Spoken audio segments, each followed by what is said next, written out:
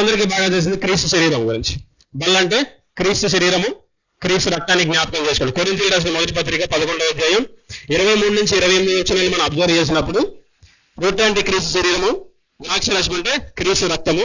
అలాగే దీన్ని యోగ్యత తీసుకోవాలని, మనకు ఆ యోగ్యత ఉందా పరీక్షించి తీసుకోవాలి.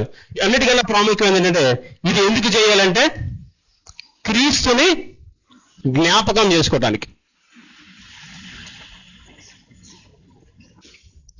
ఎందుకు ఆచరించాలి రొట్టెలను అలాగే ద్రాక్షరసం అంటే క్రీస్తుని జ్ఞాపకం చేసుకోవటం. క్రీస్తుని జ్ఞాపకం చేసుకోవడం అంటే 33.5 సంవత్సరాల్లో ప్రాముఖ్యంగా జ్ఞాపకం చేసుకోవాల్సింది 3.5 సంవత్సరాలు. ఈ 3.5 సంవత్సరాలు క్రీస్తుని ప్రాముఖ్యంగా శరీరధారిగా ఉన్న క్రీస్తుని జ్ఞాపకం చేసుకోవడం అంటే ఒకటి బోధ, ఆయన ఏం బోధించాడు, అలాగే క్రియ, ఆయన ఏ రకమైన క్రియలు పాటించాడు, ఏ రకమైన పనులు చేశాడు, ఈ రెండింటినీ జ్ఞాపకం చేసుకోవాలి. సో ఆయన చేసిన బోధలో ఎంతో బోధ ఉంది. మనం ఈ రోజు జ్ఞాపకం చేసుకున్న బోధ మత్తయి సువార్త 5వ అధ్యాయం 44వ వచనం. యేసుక్రీస్తు చేసిన బోధలో ఈ రోజు మనం జ్ఞాపకం చేసుకున్నది మత్తయి సువార్త 5వ అధ్యాయం 44వ వచనం. నేను మీతో చెప్పినది ఏమనగా,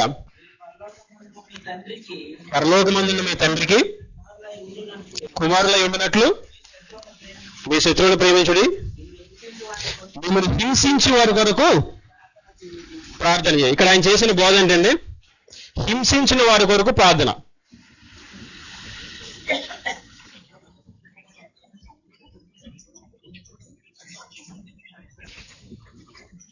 యేసుక్రీస్తు గారు చేసే బోధ ఏంటి, మిమ్మల్ని ఎవరన్నా హింసిస్తే వాళ్ళ కొరకు వాళ్ళని ప్రార్థన చేయమంటాడు. సో యేసుక్రీస్తు గారు ప్రతి క్రైస్తవుడికి మాదిరి, ఆయనే గురువు. అంటే ఆయన ఖచ్చితంగా పాటించి ఉండాలి, అంతేనా? పేతురు గారు రాస్తూ ఉంటారు ఆయన మొదటి పత్రికలో 2వ అధ్యాయం 27వ వచనంలో అందరికీ యేసుక్రీస్తు మాదిరి అని చెప్తున్నాడు. మాదిరి అంటే కేవలం చెప్పే మాదిరి కాదు, కానీ చెప్పినది చేసి చూపించే మాదిరి. మరి అలా చేశారు ఆయన. లూకా గారు రాసిన సువార్త 23వ అధ్యాయం 34వ వచనం ఆయన క్రియ. లూకా గారు రాసిన సువార్త 23వ అధ్యాయం 34వ వచనం. బాగా తెలిసిన సందర్భం అక్కడ ఏంటి, యేసుక్రీస్తుని సిలువేస్తున్నారు. సిలువేస్తుంటే యేసుక్రీస్తు ఏం చేస్తున్నాడు, తండ్రి వీరేమి చేయుచున్నారో వీరు ఎరుగరు గనక వీరిని క్షమించమని.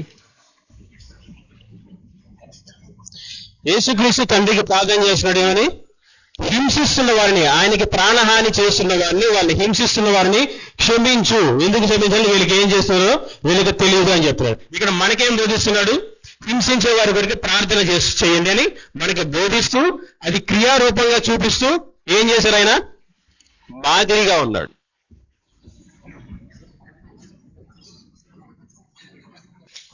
ఆయన చేసిన బోధని క్రియారూపంగా చూపిస్తూ ఆయన మాదిరిగా ఉన్నాడు. ఎవరికి మాదిరిగా ఉన్నాడంటే ఆయన శరీరంలోను ఆయన రక్తంలోను ఆయన రక్తంలోను చేతులుంచుతున్న ప్రతి క్రైస్తవుడికి, క్రీస్తుని గురువుగా అంగీకరించిన ప్రతి శిష్యుడికి యేసుక్రీస్తు మాదిరిగా ఉన్నాడు. మరి అంత శ్రమపడి ఆయన శరీరాన్ని అప్పగిస్తే, ఆయన రక్తాన్ని ఆఖరి రక్త బొట్టు కారిస్తే, ఈ రోజు ఆయన శరీరంలోను రక్తములను మనం చేతులుంచుతూ ఉంటే ఇలాంటి మాదిరికరమైన జీవితం మనం ఉంటున్నామా? మనల్ని హింసించే వారి కోసం మనం ప్రార్థన చేస్తున్నామా? అలాగే ఆ శరీరంలో చేతులుంచిన పౌలు గారు ఏమంటున్నాడు, రోమీయులకు రాసిన పత్రిక 11వ అధ్యాయం 23వ వచనం. పౌలు గారు ఏమంటారు, రోమీయులకు రాసిన పత్రిక 12వ అధ్యాయం 14వ వచనం. నిన్ను హింసించిన వారిని, అంటే క్రీస్తు రక్తములను క్రీస్తు శరీరంలో చేతులుంచిన పౌలు గారు ఏం మాట్లాడుతున్నాడు, హింసించిన వారిని దీవించమని చెప్తున్నాడు. మరి పౌలు గారు అసలు ఎలాంటి క్యారెక్టర్ అయింది? అపోస్తల కార్యం 22:8. అపోస్తల కార్యం 22:8.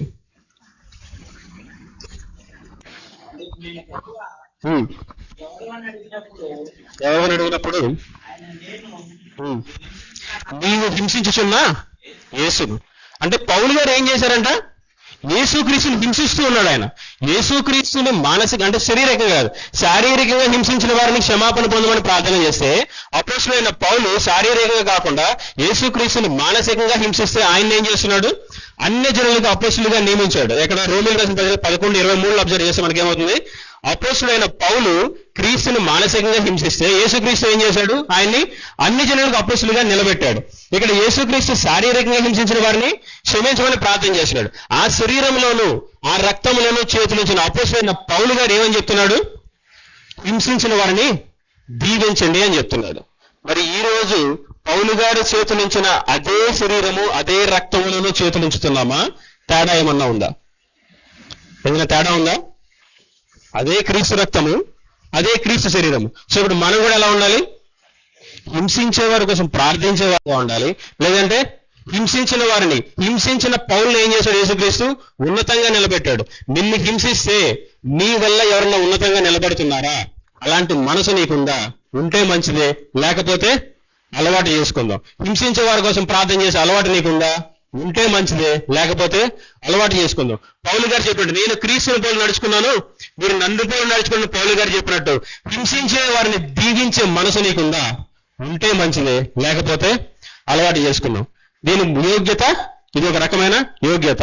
క్రీస్తు బల్లలోను అంటే క్రీస్తు శరీరంలో రక్తంలోను చేతుల నుంచి ముందు ఈ యోగ్యత మనకు ఉందా లేదా? మనల్ని హింసించే వారి కోసం ప్రార్థించే యోగ్యత, మనల్ని హింసించే వారిని దీవించే యోగ్యత మనకు ఉందా లేదా అని మనల్ని మనం ఒక్క నిమిషం పరీక్షించుకొని, ఒకవేళ లోపాలుంటే దేవుని కృప కొరకు ప్రార్థించి ఈ యోగ్యత మనం సంపాదించుకోవాలని ఒక్క నిమిషం మనం పరీక్షించుకుందాం.